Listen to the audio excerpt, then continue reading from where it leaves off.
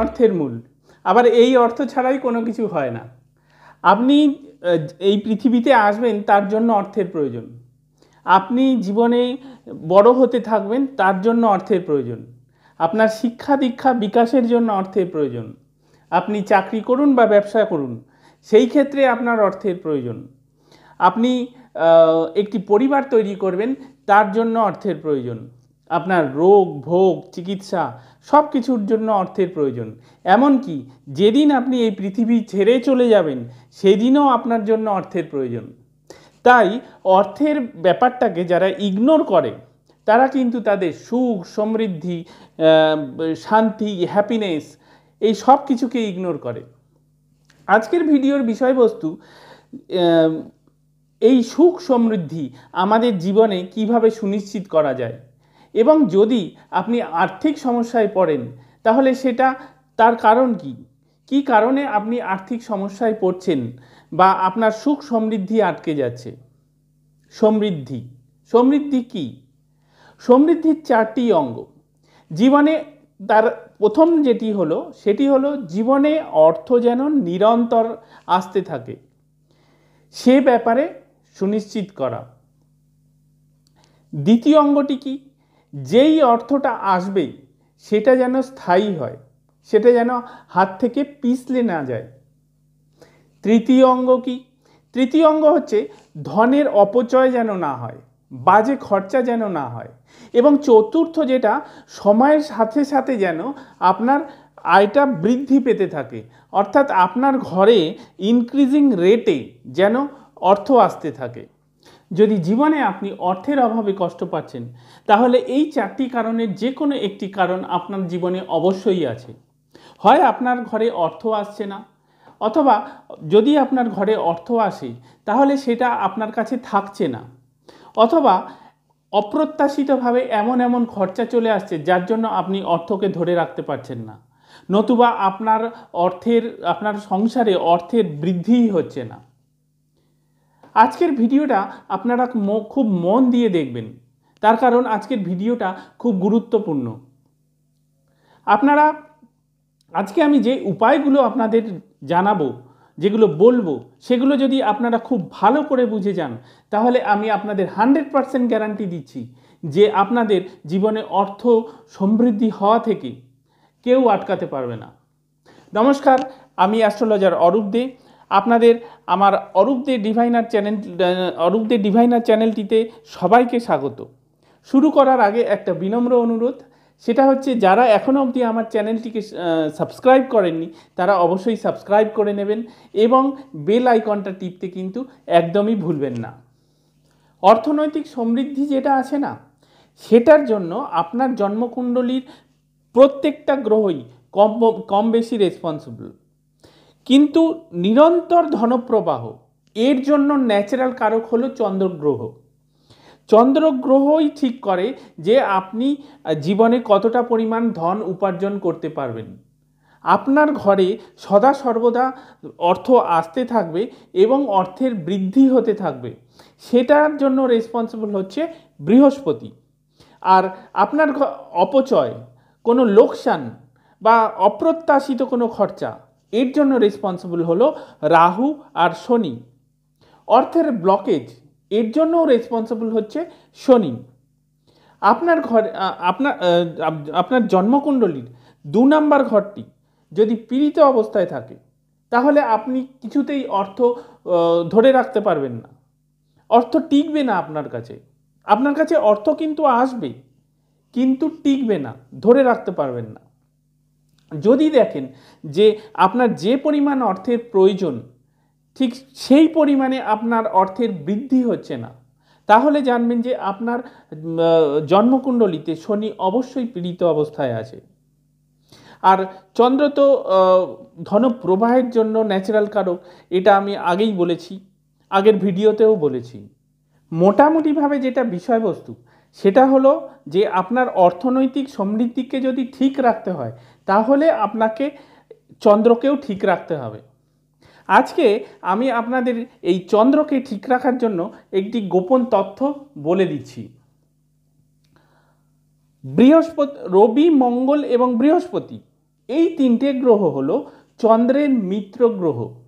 আপনি যদি এই চন্দ্র, মঙ্গল, রবি, বৃহস্পতি এই চারটি গ্রহকে কোনো রকমভাবে কোনো বাস্তু রেকটিফিকেশান করে বা কোনো প্রতিকার করে ঠিক করে নিতে পারেন, নিজের ফেভারে করে নিতে পারেন, তাহলে আমি আপনাদের গ্যারান্টি দিচ্ছি যে আপনাদের অর্থনৈতিক সমৃদ্ধি কোনো দিন খারাপ হবে না। এবার এই গ্রহগুলোকে আপনি কিভাবে ঠিক করবেন, আমি সেই বিষয়ে আপনাদের উপায়ও বলে দেব এবং বাস্তুকে ঠিক করার পদ্ধতিও বলে দেব। আপনারা শুধু এইটুকু ফলো করবেন আর দেখবেন যে আপনাদের ফিনান্সিয়াল গ্রোথ কীরকম হয়। আপনাকে যেটা করতে হবে, প্রথম কাজটা সেটা হচ্ছে আপনাকে তামার 4টে টুকরো নিতে হবে, স্কোয়ার শেপের টুকরো। ঠিক আছে, আপনাকে তামার 4টে স্কোয়ার শেপের টুকরো নিতে হবে। ডাইমেনশন হবে 1/2 ইঞ্চি বাই 1/2 ইঞ্চি অথবা 1 ইঞ্চি বাই 1 ইঞ্চি, বা এর থেকে বেশি হলেও কোনো অসুবিধা নেই।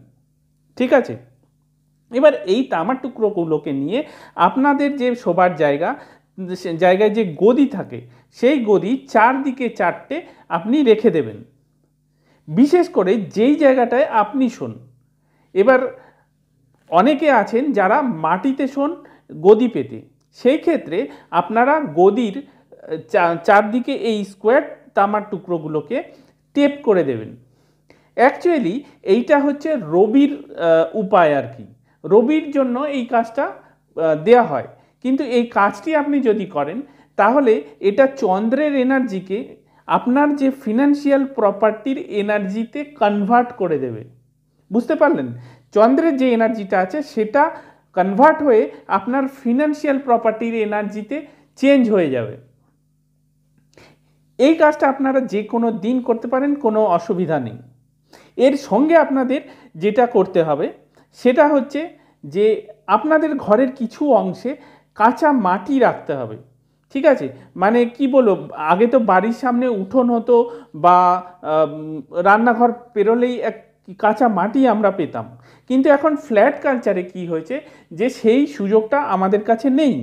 কিন্তু যাদের কাছে এই সুযোগটা আছে তারা কিছুটা অংশ বাড়ির কাঁচা মাটি রাখবেন, এবং যাদের এই সুযোগটা নেই, যারা ফ্ল্যাটে থাকেন, তারা আপনাদের ফ্ল্যাটের নর্থ ওয়েস্টের দিকে একটা কোনো পাত্রে কিছুটা কাঁচা মাটি রেখে দেবেন। যদি নর্থ ওয়েস্টের দিকে পসিবল না হয় তাহলে সেই ক্ষেত্রে আপনি আপনার ব্যালকনিতে বা ঘরের কোনো একটা জায়গায় এই কাঁচা মাটি কোনো একটা পাত্রে রেখে দেবেন। ওই মাটিটায় কিন্তু আপনি কোনো রকম গাছ পুঁতবেন না। অ্যাকচুয়ালি এই মাটিটা রাখার অর্থ হলো যে আর্থের যে এনার্জি সেইটাকে সিম্বলিক করা। ঠিক আছে, শুধু এই কাজগুলো আপনি ফলো করুন, দেখবেন আপনার ফিনান্সিয়াল গ্রোথ কিভাবে হচ্ছে। সরি, এর সঙ্গে আপনাকে যেটা করতে হবে সেটা হচ্ছে আপনাকে একটা অভ্যাস তৈরি করতে হবে। সেটা হচ্ছে যে আপনার বাড়িতে যে কেউ আসুক না কেন, আপনার রিলেটিভ, আপনার ফ্রেন্ডস বা আপনার নেবার্স, এমনকি যদি আপনার ঘরে কোনো রকম কোনো ডেলিভারি বয় আসে যে গ্যাস দিতে আসে আপনার বাড়িতে, কাউকেই আপনি আপনার বাড়ির জল 1 গ্লাস না খাইয়ে ছাড়বেন না। এই অভ্যাসটা তৈরি করলে কি হবে, চন্দ্রের যে এনার্জি সেটা আপনার ফিনান্সিয়াল গ্রোথের এনার্জিতে কনভার্ট হয়ে যাবে এবং আপনার ফিনান্সিয়াল স্ট্যাটাসকে বুস্ট করবে, ফিনান্সিয়াল গ্রোথ দেবে আপনাকে। এর সঙ্গে আরেকটি যেটা কাজ করতে হবে এবং সেটি খুব গুরুত্বপূর্ণ কাজ, সেই কাজটি হচ্ছে যে আপনার পুজো স্থানে কোনো একটা ঘট, মাটির হতে পারে, তামার হতে পারে, সেই ঘটটা পরিপূর্ণ গঙ্গা জল ভরে রেখে দেবেন। মানে একদম গলা অবধি গঙ্গা জল। যদি গঙ্গা জল অসুবিধা থাকে, অন্য কোনো জলের সঙ্গে সামান্য গঙ্গা জল মিশিয়েও আপনি এই কাজটা করতে পারেন, করে সেইটা আপনার পুজো স্থানে রেখে দেবেন। তাহলে দেখবেন যে আপনার ফিনান্সিয়াল যেটা স্ট্যাটাস সেটা কিন্তু অনেক ইমপ্রুভ করবে, সেটা আপনি আপনার পাসবুকে দেখতে পারবেন। ঠিক আছে, আর এই যে স্কোয়ারের কাজটা, যেটা মাটির কাজটা করবেন, যেটা মাটি রাখবেন আপনার ঘরের কোনো অংশে, যে মাটিটা রাখবেন সেই মাটিটা আপনি নিয়ে আসবেন ত্রয়োদশীর দিন, বা ত্রয়োদশীর দিন এই মাটিটাকে স্থাপন করবেন। ঠিক আছে, শুধু এই কাজগুলো আপনি যদি ফলো করেন তাহলে আপনাদের অর্থনৈতিক সমৃদ্ধি কেউ আটকাতে পারবে না, একদম গ্যারান্টি সমেত আপনাদের সমৃদ্ধি হবেই হবে। এবার মঙ্গল আর বৃহস্পতির উপায় আপনাদের বলে দিচ্ছি।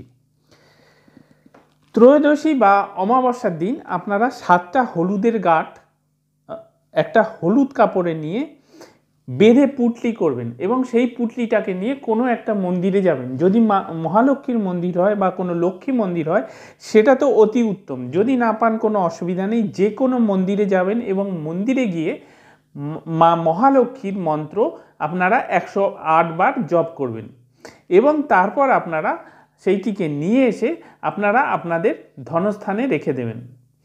এইটা করলে, এই কাজটা করলে বৃহস্পতি আপনাদের যেটা ঘরে অর্থ আসছে সেই অর্থটাকে ইনক্রিজিং রেটে আপনাদের ঘরে নিয়ে আসবে। আর মঙ্গলের জন্য যেটা আপনাদের করতে হবে সেটা হচ্ছে 4 গ্রাম ওজনের রূপোর স্কোয়ার টুকরো, 4 গ্রাম ওজনের রূপোর স্কোয়ার টুকরো দুটো নেবেন। ঠিক আছে, এই দুটো নেওয়ার কারণ হচ্ছে চন্দ্রের ধাতু হচ্ছে রূপো এবং মঙ্গলের শেপ হচ্ছে স্কোয়ার। এইটাকে নিয়ে, দুটো টুকরোকে নিয়ে এর একটি টুকরো আপনি আপনার পুজো স্থানে রাখবেন বা ধনস্থানে রাখবেন এবং আরেকটি টুকরো আপনি আপনার পার্সে রেখে দেবেন। এবার এইটা করার পর দেখবেন যে মঙ্গল আপনাকে কিভাবে সাপোর্ট করছে। মার্কেটে যদি আপনার পয়সা আটকে থাকে, ঘরে যদি অর্থের আগমনই হচ্ছে না, চাকরির সমস্যার জন্য আপনি অর্থনৈতিক সমস্যায় পড়ছেন, এমনকি যদি আপনার কম্পিটিটর ব্যবসার জন্য আপনার কোনো রকম ব্যবসায় ক্ষতি হতে থাকে, ব্যবসার ডাউনের দিকে যেতে থাকে, তাহলে সেই ক্ষেত্রে মঙ্গল আপনাকে বিভৎসভাবে সাপোর্ট করবে এবং যেটা হবে সেটা হচ্ছে আপনি আপনার প্রচেষ্টার ফল পেতে শুরু করবেন, যেটা এতদিন আপনি পাচ্ছিলেন না। আপনার প্রচেষ্টার ফলটা আপনি আপনার ব্যাংক ব্যালেন্সের রিফ্লেকশন দেখতে পারবেন। পরিশেষে একটা কথা বলি, সেটা হচ্ছে এই উপায় বা প্রতিকারগুলো কোনোটাই কিন্তু আপনাকে কোটিপতি বানিয়ে দেবে না, বা আপনি কোনো রকম আলাদিনের আশ্চর্য প্রদীপও পেয়ে যাবেন না যে আজকে পেলেন কালকে আপনি কোটিপতি। যেটা হবে সেটা হচ্ছে যে এটা আপনার কর্ম প্রচেষ্টাকে এনহ্যান্স করবে। যেই চেষ্টা করে আপনি এতদিন ফল পাচ্ছিলেন না, এবার থেকে আপনার কর্ম প্রচেষ্টা ফল পেতে শুরু করবে। এবং আরেকটা জিনিস যেটা হবে সেটা হচ্ছে আপনার পাস বইয়ে আপনার এই কর্ম প্রচেষ্টার যে ফল সেটা রিফ্লেক্ট হবে। তো আজকে এই অবধি আজকে চলি এবং আগামী দিনে আসবো নতুন কোনো বিষয় নিয়ে। খুব ভালো থাকবেন।